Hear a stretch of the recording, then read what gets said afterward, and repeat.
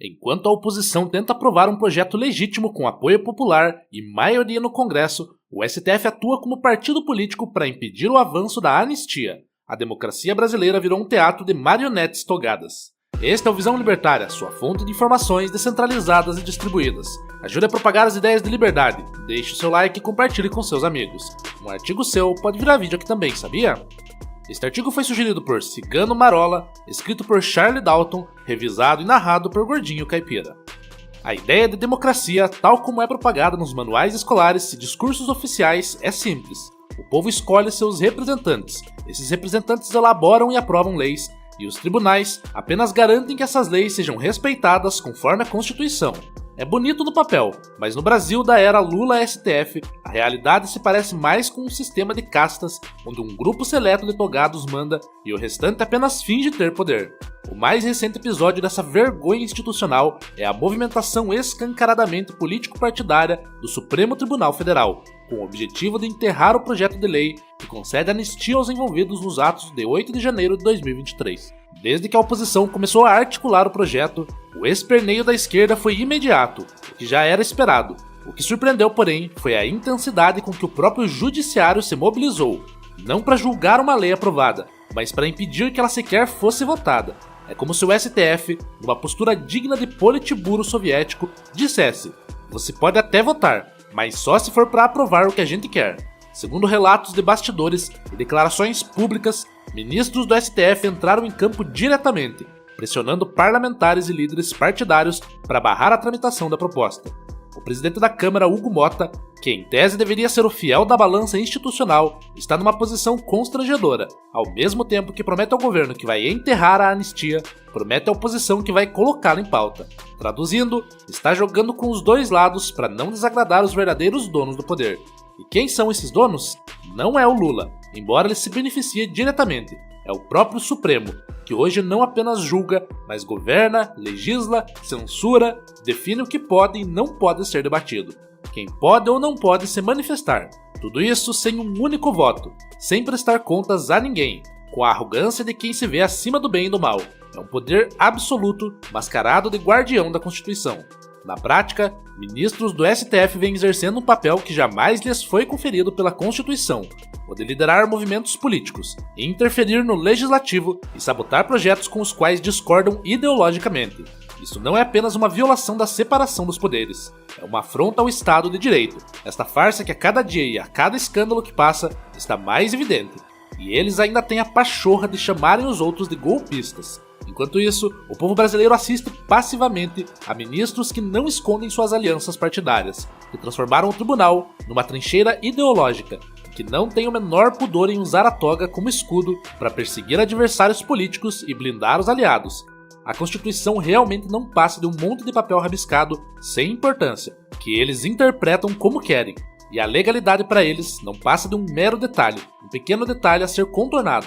O projeto, vale lembrar, não tem origem no judiciário. O projeto de anistia foi elaborado por parlamentares eleitos, seguindo os trâmites legais, e alcançou rapidamente as 265 assinaturas necessárias para tramitar em regime de urgência, 8 a mais do que o mínimo exigido. Isso significa que existe maioria na Câmara favorável ao debate.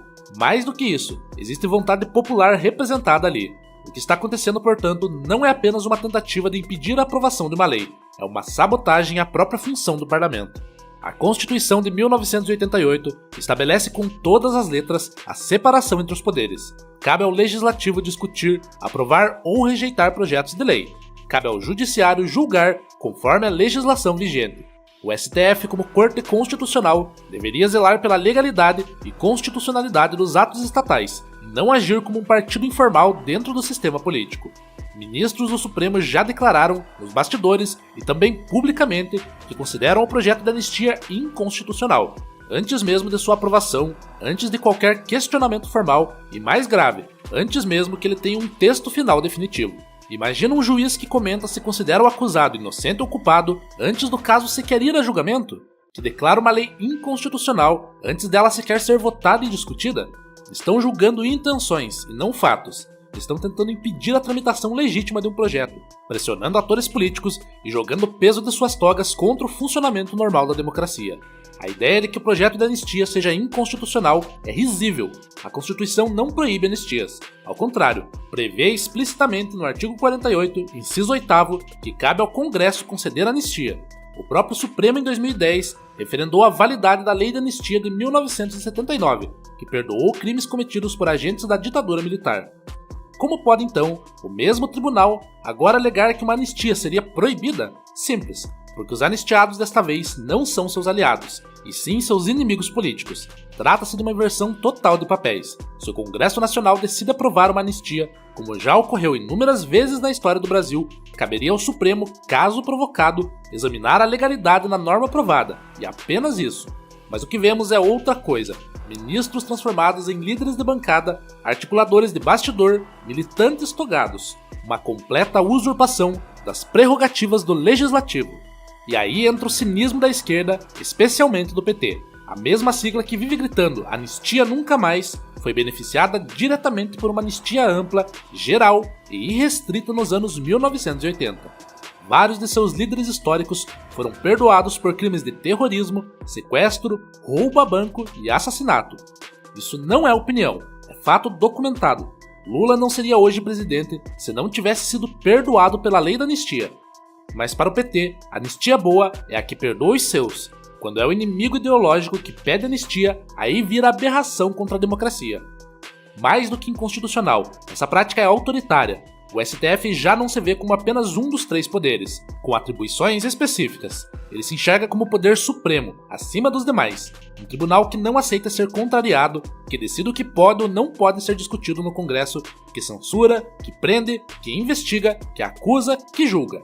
Tudo isso concentrado nas mãos de alguns iluminados com mandato vitalício e nenhum compromisso com o voto popular.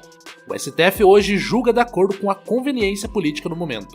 Se uma medida favorece o governo e o campo ideológico da esquerda, ela é constitucional, mesmo que fira a letra da lei. Se favorece a direita, é antidemocrática, mesmo que esteja dentro das 4 linhas. A Constituição virou massa de modelar na mão dos ministros. E o pior de tudo, não há consequência para eles. Não há controle sobre os abusos do Supremo. O Senado, que deveria fiscalizar e eventualmente abrir processos de impeachment contra ministros que cedem suas funções, se omite. Parte dos parlamentares tem medo, outra parte é cúmplice. O resultado é um tribunal que não presta contas a ninguém, que age com soberania absoluta acima da lei e do bom senso. Não é surpresa que isso ocorra com tanta naturalidade.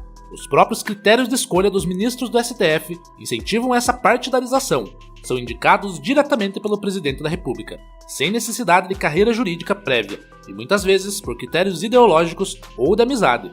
Uma vez no cargo, tornam-se figuras blindadas, inalcançáveis, que se sentem acima da sociedade. O resultado é o que temos visto, um tribunal que atua como militância judicial. Essa hipocrisia é ainda mais revoltante quando se observa a seletividade da repressão.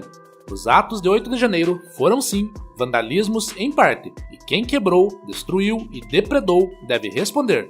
Mas o que se viu foi uma perseguição coletiva, com prisões em massa, delações forçadas, confissões sem acesso a advogados e o uso político da justiça como ferramenta de vingança. Pessoas que nem sequer estavam em Brasília foram condenadas com base em indícios tão frágeis que fariam qualquer jurista sério cair da cadeira.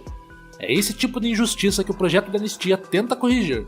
Ele não quer apagar os crimes, mas estabelecer limites razoáveis para a repressão. Quem cometeu violência continua sujeito à justiça. O que se busca é poupar cidadãos comuns que estavam exercendo seu direito de protestar ou que foram levados ao local sem saber das consequências. Há idosos, mães de família, trabalhadores humildes que passaram meses em prisões preventivas sem justificativa plausível. São essas pessoas que precisam de anistia, e é por elas que a proposta tem de ser debatida. O problema de fundo é mais profundo. O Brasil virou uma república de medos. Medo do judiciário, medo do TSE, medo da censura, medo de ser cancelado, investigado, censurado ou preso por dizer o óbvio. E o Congresso, que deveria representar a resistência contra esse avanço autoritário, se acovarda. Hugo Mota é apenas um sintoma. O problema é estrutural. A Câmara e o Senado têm hoje um dos maiores déficits de coragem da história recente. Parlamentares que se dizem de direita aceitam ser conduzidos como cordeiros, com medo de perder cargos, emendas, privilégios. A oposição faz barulho, mas recua no momento decisivo, e o STF avança, passo a passo, na consolidação de um regime onde o voto vale menos que uma canetada de Alexandre de Moraes. E não se engane, hoje é contra os bolsonaristas, mas pouco a pouco se vê que o STF vai contra qualquer um que ouse sair da cartilha de opiniões permitidas ou critica os 11 deuses do Olimpo de Brasília. O ativismo judicial não tem fim. Uma vez que um poder se acostuma a mandar sem ser eleito, ele nunca mais quer abrir mão desse controle. O que está em jogo não é só o futuro dos réus do 8 de janeiro, é o futuro da própria democracia representativa. A democracia brasileira está sob risco, não por causa de manifestantes, de parlamentares ou de partidos de oposição. O risco vem de cima, vem de um judiciário que se apropriou de funções alheias, que interfere na política de forma despudorada e que se recusa a reconhecer limites. A ideia de que ninguém está acima da lei deveria valer, acima de tudo, para os ministros da Suprema Corte. Mas no Brasil, eles se colocaram acima de tudo, da ética, da lei, da moral e da razão. O mais irônico e trágico é que tudo isso ocorre com o silêncio cúmplice de entidades que se dizem defensoras da democracia. OAB, universidades públicas, sindicatos, todos fazem parte do mesmo pacto de silêncio. Um pacto de proteção mútua, onde um protege o outro para manter seus feudos, seus cargos, suas verbas. O povo, claro, é o último a saber, ou melhor, é o primeiro a pagar a conta. É preciso denunciar essa farsa, e isso só será possível quando houver coragem institucional e apoio popular para enfrentar os abusos do STF. O Senado precisa cumprir seu papel, a sociedade precisa reagir, a OAB e os juristas sérios precisam se pronunciar, a imprensa precisa abandonar a cumplicidade. O Brasil não tem como prosperar, governado por juízes políticos que limpam a bunda com a Constituição e fazem o que for preciso para defender suas preferências ideológicas, ao arrepio da lei. A única saída real está na coragem.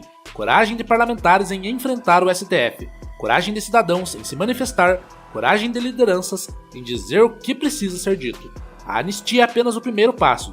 Se o Congresso não conseguir nem mesmo pautar um projeto com maioria absoluta, então o Brasil pode riscar a palavra democracia da Constituição e assumir de vez que vivemos sob uma ditadura de toga.